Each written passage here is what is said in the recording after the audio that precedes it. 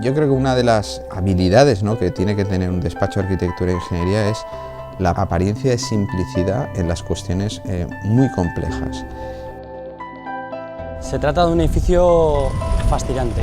Es un edificio grande, el tamaño implica complejidad en todo el proceso de diseño y de elaboración del proyecto.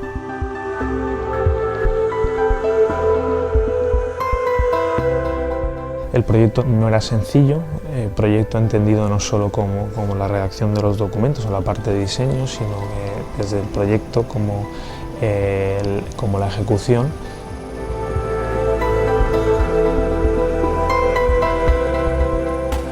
Quizás un proyecto de una complejidad técnica y constructiva mayúsculo.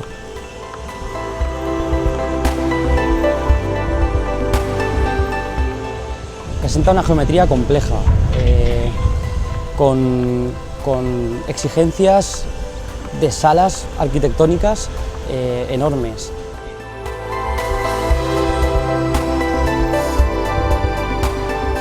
Yo pienso que el resultado ha sido muy bueno, el proyecto se ha culminado con éxito, en un tiempo récord.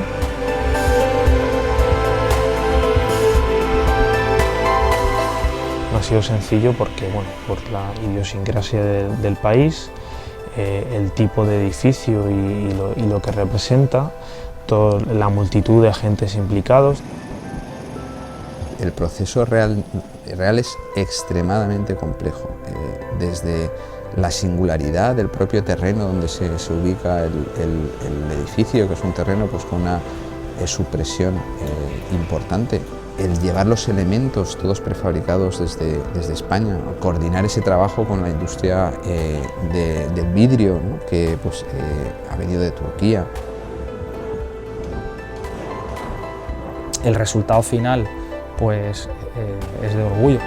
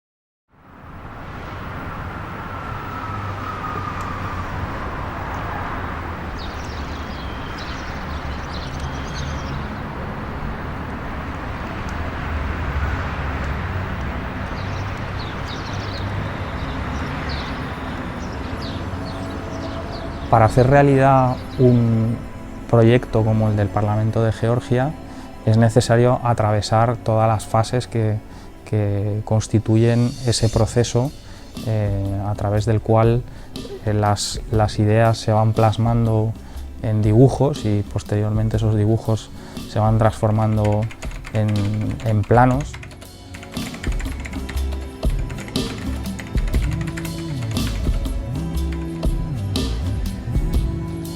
Podría destacar como tres momentos de gran dificultad o de gran crisis. El primero fundamentalmente es encontrar la idea.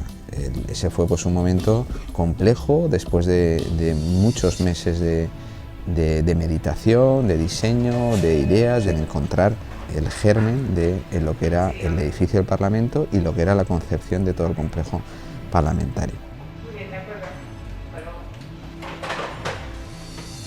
Se parte de una idea generadora que es esa idea de la transparencia,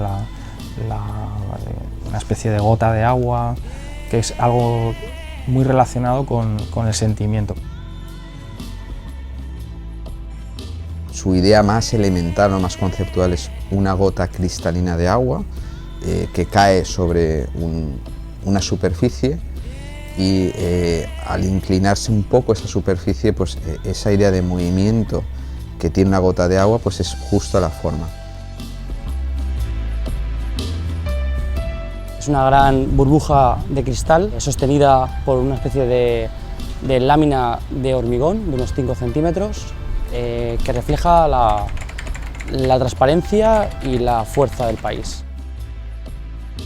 Quisimos hacer un edificio, a diferencia de todos los parlamentos que existen en el mundo, abierto al exterior. Desde cualquier movimiento que se produjera dentro del edificio tenía que ser visto desde el exterior.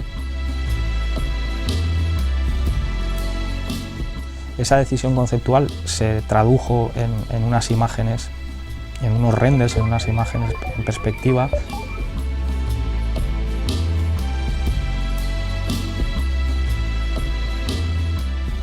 Con esa información, con esa documentación, se puede proceder a la construcción, a la materialización del edificio.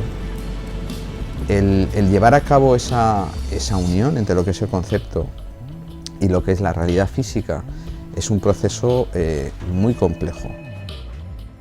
Se concibió desde el primer momento ya pensando también en la ingeniería, aunque digamos no se pusieron límites a la parte de diseño, sí que de alguna manera en la concepción, que fue previa a la ingeniería de detalle, que yo más intervine, ya digamos estaba considerado.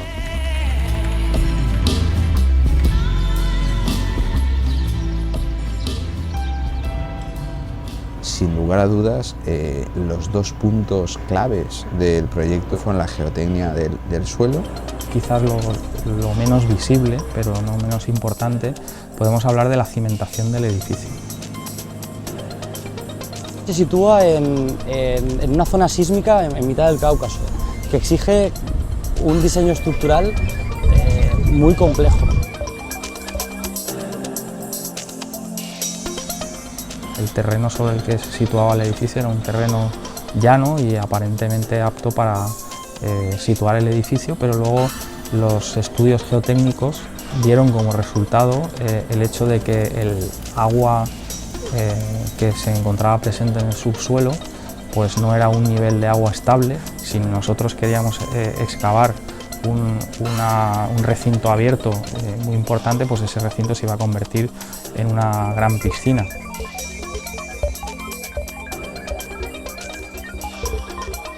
Lo que se hizo fue estudiar cuáles eran los niveles a los que había que construir el edificio y al mismo tiempo diseñar una cimentación mediante una losa pilotada que conseguía frenar después del proceso el empuje del agua.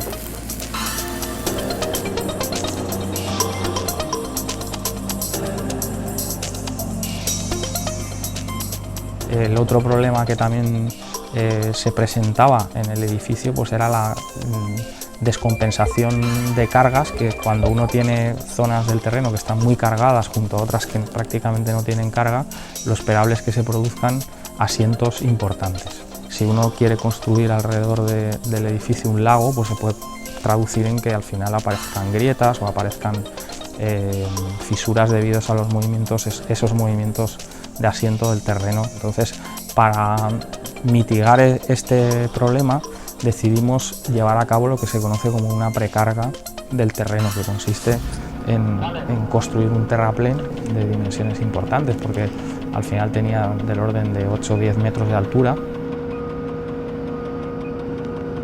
El tener que haber hecho pues, una precarga en el terreno con una montaña de 8 metros de altura, rodeando todo el edificio, prácticamente estaríamos hablando de cubrir, pues a lo mejor son 20.000 o 30.000 metros cúbicos de arena, el que está ubicado alrededor del edificio. El terraplén incrementa las cargas sobre el terreno y hace que se produzcan unos asientos. Esos asientos que iban a dilatarse en el tiempo, pues lo que hacemos es tratar de que se produzcan antes para que luego no den problemas.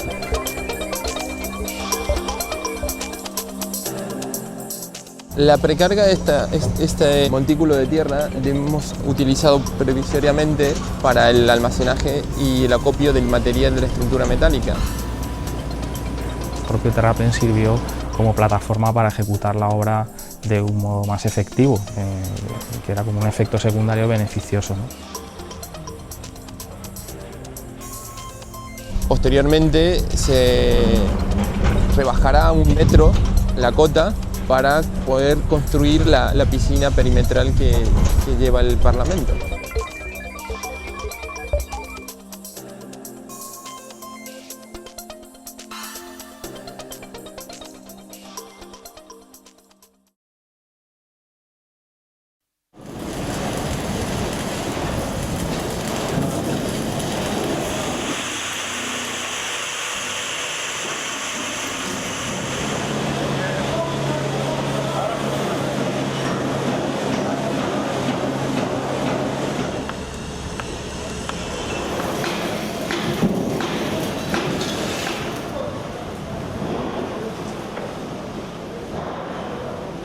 Todo lo que es la estructura interior del edificio pues es una estructura metálica. Ahora mismo podemos ver montadas 2,5 millones de kilos de acero, que suponen aproximadamente un 50% del edificio total.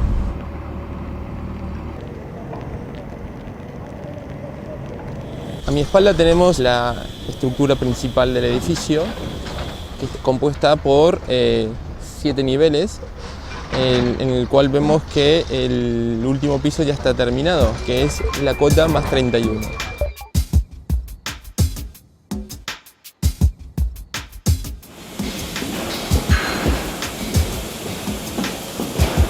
la parte interior de lo que es el edificio interior pues encontramos distintas estancias, desde la sala plenaria hasta los despachos para los diputados, despachos para el presidente del Parlamento, para el presidente del país. Ha colaborado con nosotros Vicente Navarro, un interiorista de Valencia de muchísimo prestigio, y nos ha ayudado en la concepción de lo que es el interiorismo, de la conjunción de materiales, de distribución de espacios. La sala por excelencia es la sala del Parlamento, es una sala cargada de simbolismo. A mi derecha podemos ver la sala plenaria. La sala aproximadamente tendrá una capacidad de unos 150 diputados.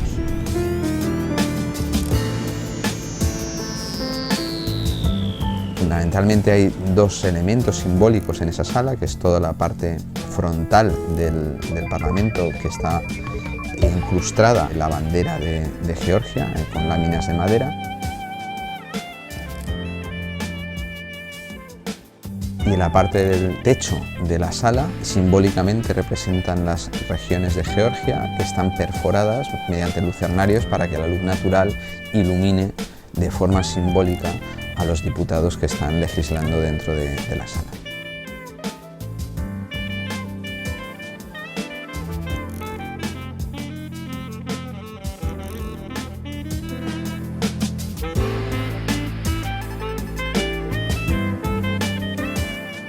Otra de las salas simbólicas es la sala del Buró, donde se reúne el gobierno con el primer ministro.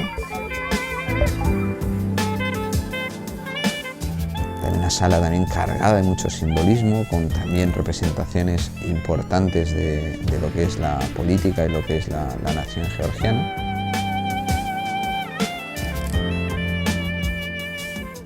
Encontramos todo lo que conforma la funcionalidad de este Parlamento de Georgia.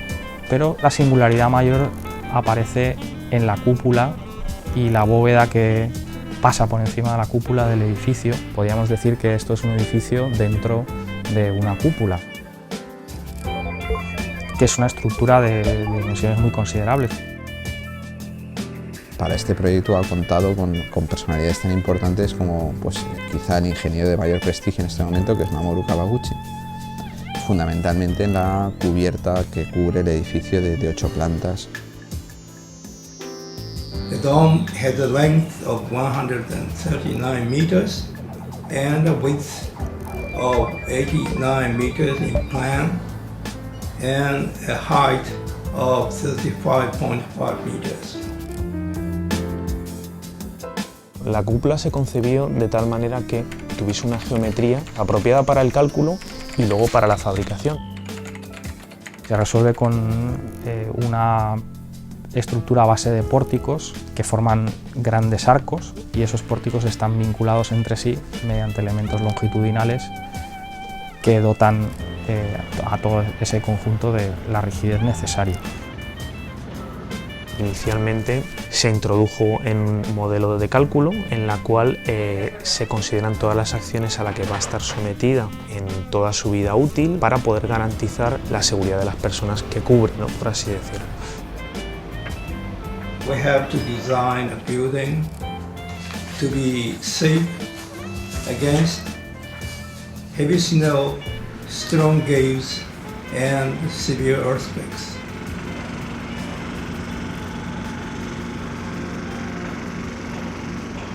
Lo que condiciona una estructura de estas características es el hecho de que tiene que ir recubierto de vidrio.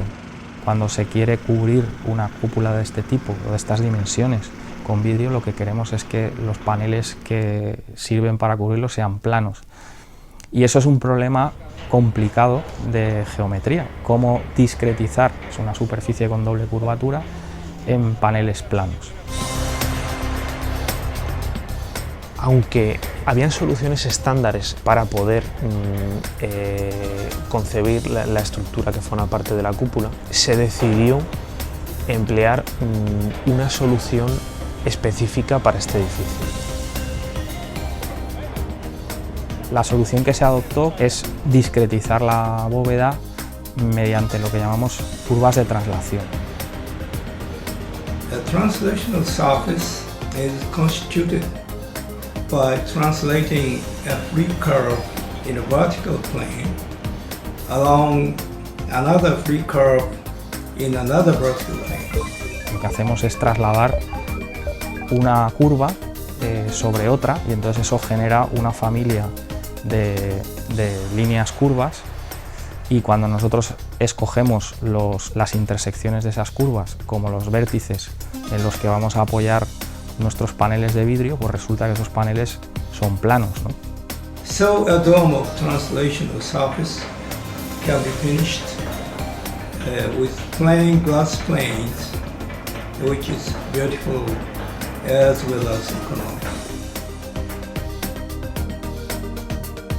Resuelto este problema, se propuso unas familias de arcos o pórticos triangulados que coinciden justamente con esas curvas que vamos trasladando. Esos arcos triangulados pues van apoyados en los muros laterales del edificio. Podemos ver hacia mi derecha las tres etapas más importantes de la construcción del muro perimetral donde soportará la cúpula. Tenemos equipos trabajando en la zona C, que es el muro de soporte de la cúpula. Podemos ver el armado, vemos el encofrado y posterior su hormigonado. El muro que rodea el edificio está funcionando como un anillo que contiene los empujes de los arcos de la bóveda.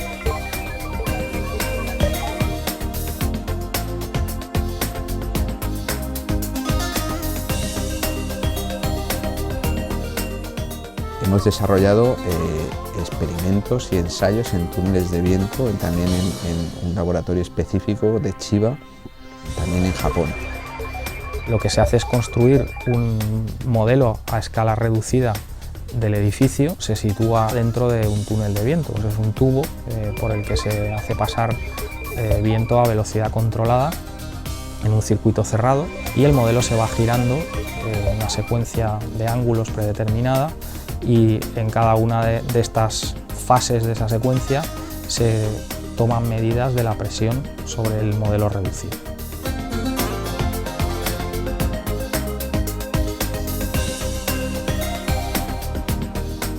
Hemos trabajado estrechamente también con la Universidad Politécnica de Valencia en realizar ensayos de las uniones muy complejas de la cubierta. La estructura está formada por elementos tubulares con perfiles de sección circular hueca, unidos entre sí mediante uniones soldadas. Estos perfiles tubulares tienen paredes muy delgadas y, sin embargo, esas paredes tienen que transmitir fuerzas muy grandes. Entonces se ensayaron distintos nudos tipo con soluciones de rigidización mediante paneles interiores que le dan rigidez al encuentro entre los tubos. Se ensayaron en una prensa y se escogió aquella solución que funcionaba mejor.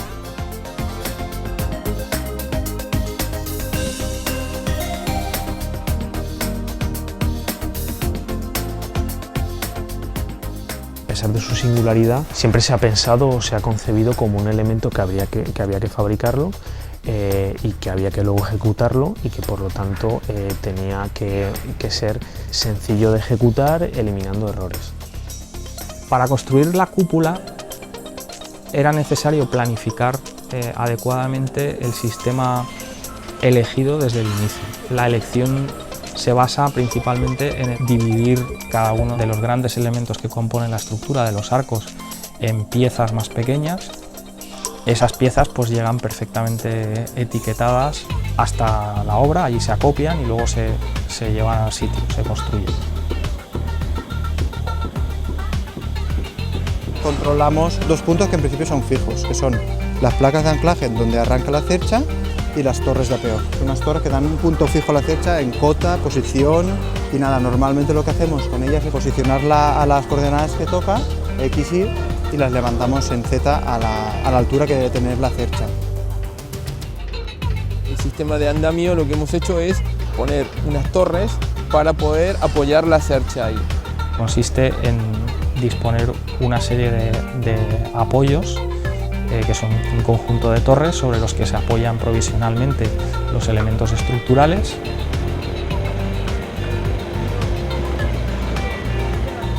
La cercha se pinta en un proceso de intermedio, una protección, y posteriormente se hace una pintura de acabado. Salvo en los extremos, que normalmente le ponemos una pintura intumescente, que es una protección al fuego.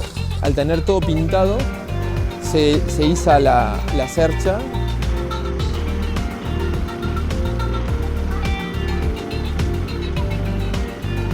Normalmente la cercha empezamos con un anclaje, se apoya en el anclaje y en una torre de apeo. La siguiente tiene que enganchar con la otra en dos tubos con 30 metros de longitud. La siguiente es un tramo central de 30 metros de longitud que tiene que empalmar uno con otro y descansar sobre la siguiente torre de apeo. Tenemos la cercha así y la siguiente que se va a montar. Enganchábamos uno, enganchábamos otro y teníamos que descansar.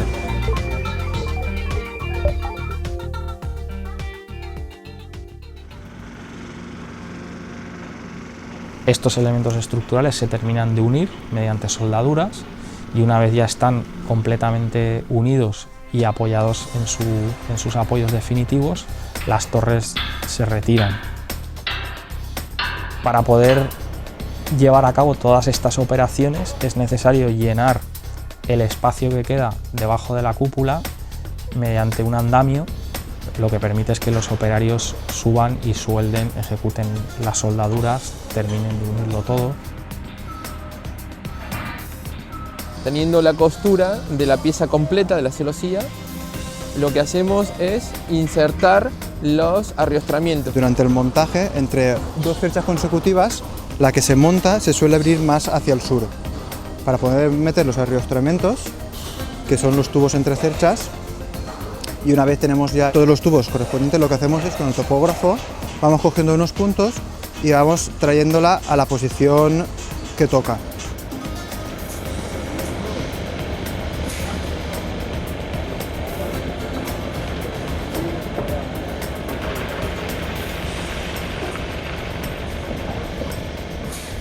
A su vez, esta cúpula dispone de otro elemento constructivo, que es una especie de bóveda que pasa por encima de ella y conforma las entradas laterales al edificio, que son las entradas, al mismo tiempo las entradas principales. Esta es la cara este, una de las entradas principales del edificio, en el cual accederá prácticamente todo el personal. Puedes ver a mi derecha la estructura que se está preparando para soportar la manta. Lo que se hizo fue empezar por los extremos norte y sur y terminar de construir la zona central o de la bóveda, ¿no? Esa bóveda va recubierta por unos paneles de poco espesor, de cemento reforzado con fibra de vidrio. Posteriormente se pondrán las columnas y se hará toda la estructura metálica, columnas y vigas, de la parte que sostendrá la bóveda. Es necesario disponer de una estructura bastante compleja que al mismo tiempo alberga instalaciones, permite también que sea revisable por dentro, y eso es lo que conforma la zona central.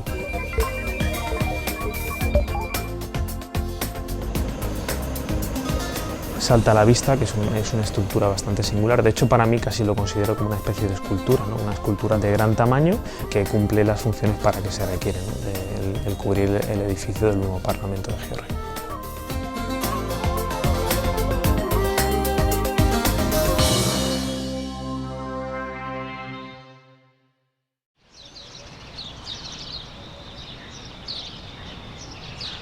El tercer aspecto del edificio, que no puede ser inconexo con él, que es todo el parque de alrededor que envuelve el edificio y le da un significado profundo.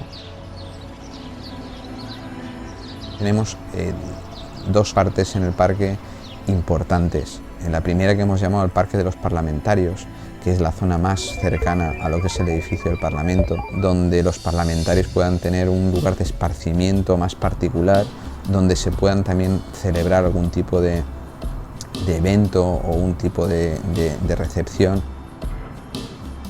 La siguiente área, que sería mucho más extensa, que es un área más abierta a todo el público en general, es un parque con distintas zonas, donde también se ha intentado el acercar al pueblo el edificio.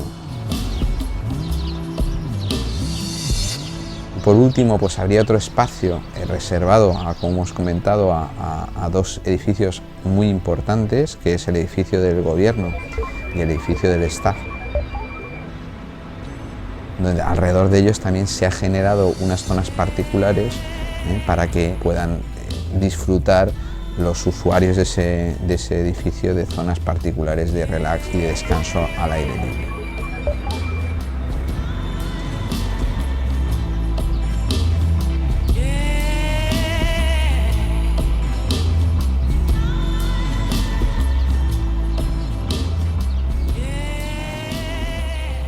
El proyecto del Parlamento de Georgia ha sido muy especial dentro de lo que es el desarrollo de una empresa como CMD por múltiples razones.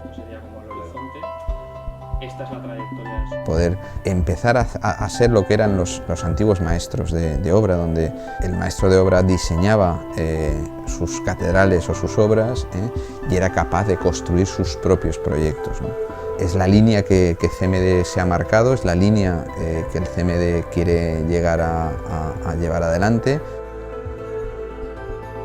Nos convertimos en project managers de toda la estructura metálica del edificio, el edificio interior y exterior. CMD diseña este proyecto poniendo en él todo su potencial tecnológico y además supervisa y da soporte a la construcción, revisando todos los detalles, todos los procesos constructivos para garantizar al cliente que la calidad de esta construcción es la que requiere el nuevo Parlamento del país. Para mí ha sido todo un honor, estoy muy agradecido por haber intervenido en este proyecto. En primer lugar por el gran equipo humano que ha intervenido y el sentirme parte de él, y en segundo lugar por el tipo de proyecto y la carga sentimental que tiene el haber participado en el proyecto de un parlamento, ¿no?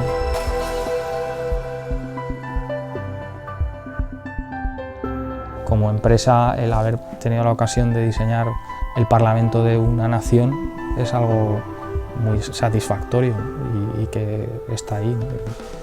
Y que forma parte de algo inmaterial que es muy satisfactorio, muy enriquecedor para CMD.